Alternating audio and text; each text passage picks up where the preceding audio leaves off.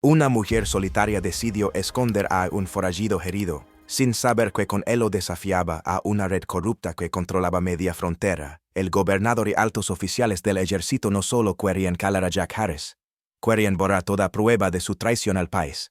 Pero Evelyn Jarrett encontró algo más poderoso que el miedo, la verdad escrita en un diario manchado de sangre.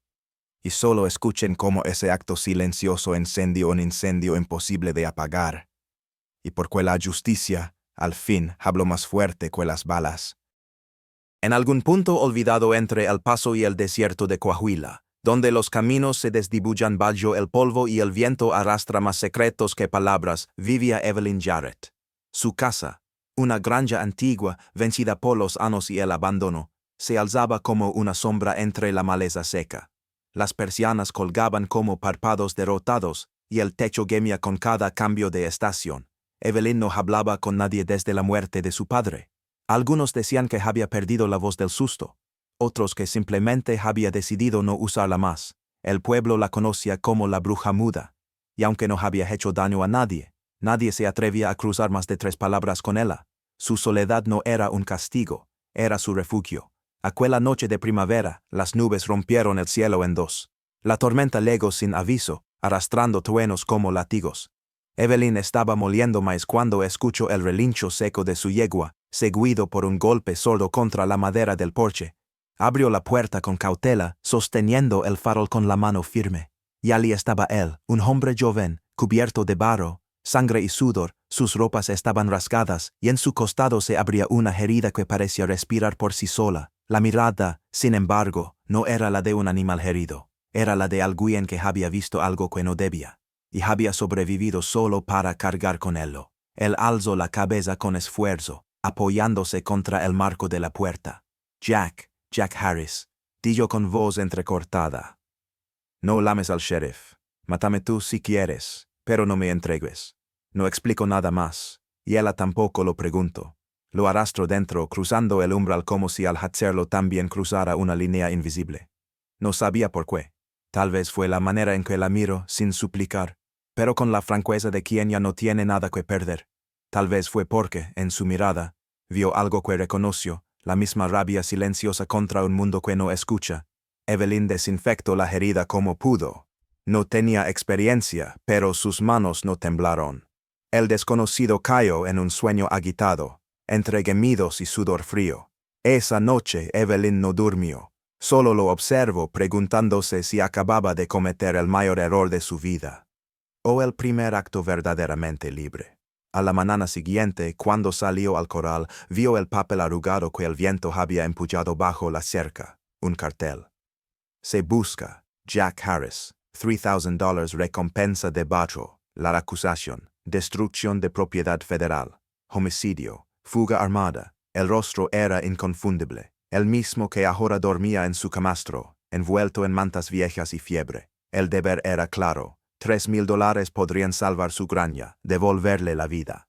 Pero en vez de dar aviso, buscó agua limpia, cambió los vendalles y preparó caldo con lo poco que quedaba en la despensa. Al mediodía, mientras él dormitaba con los dientes apretados, Evelyn notó que nunca soltaba una pequeña bolsa de cuero marrón.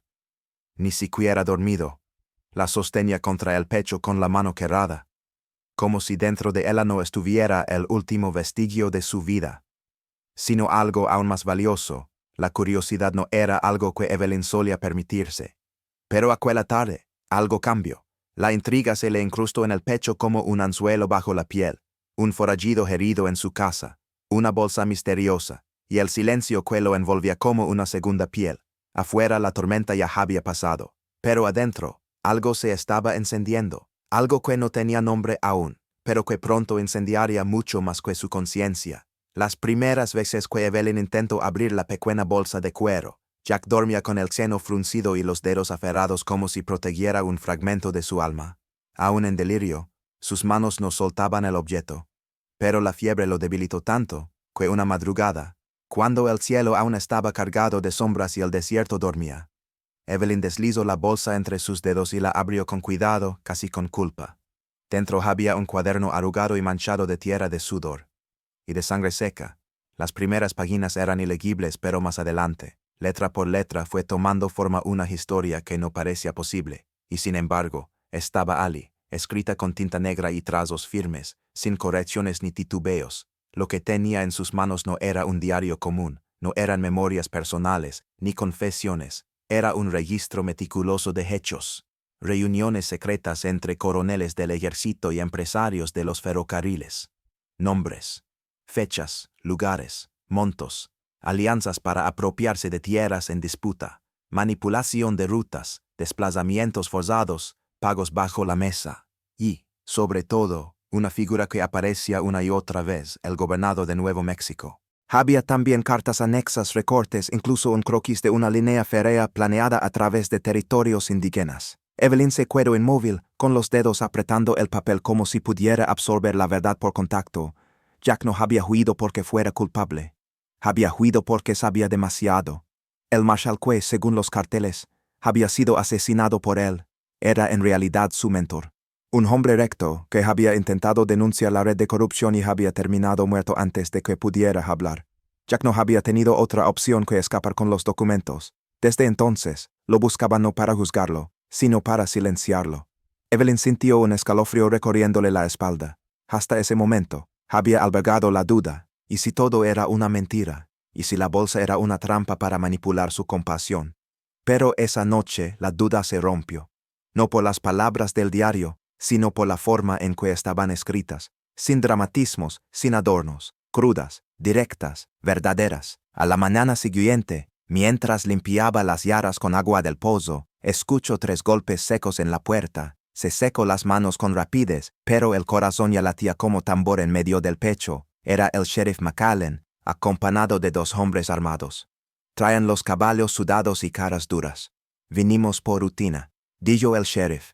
Alguien vio movimiento por aquí anoche. Evelyn sostuvo la mirada. Era la primera vez en años que hablaba en voz alta frente a extraños. Mi hermano está enfermo. Fiebre de pantano. No pueden entrar. Su voz no tembló, no gritó, solo fue firme, como una puerta cerrada. El sheriff entrecerró los ojos, escudriñándola como si pudiera arrancarle la verdad con la mirada. Pero después de unos segundos, hizo un gesto con la cabeza y se fue. Cuando las pisadas de los caballos se perdieron, Evelyn sintió que se le caía el aire del pecho, no por miedo, por lo que acababa de hacer. Había mentido, y no solo eso, lo había hecho con intención.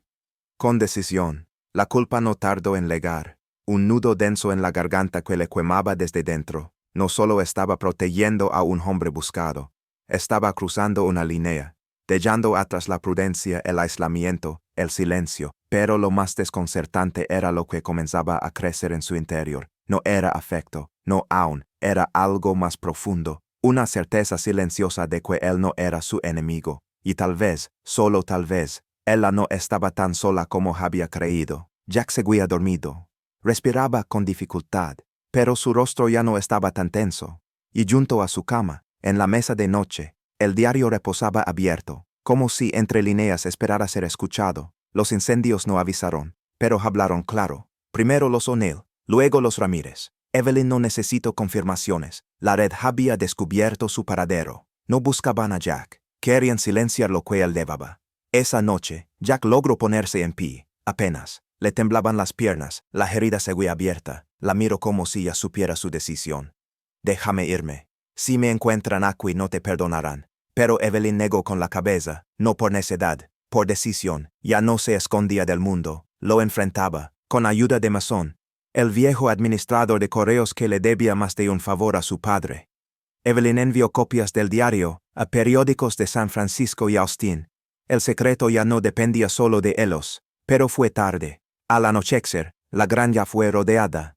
Linternas, sombras, pasos secos, nadie hablaba. No venían a preguntar, venían a borrar. Jack salió primero, entregó su cuerpo para que la verdad pudiera escapar. Evelyn desde la casa disparó hasta el último cartucho, no por venganza, por tiempo, por lo que aún podía salvarse. Después, solo quedó fuego. Días después, los titulares cruzaron estados. Gobernador y 3 oficiales arrestados tras filtración anónima. El caso Jack Harris.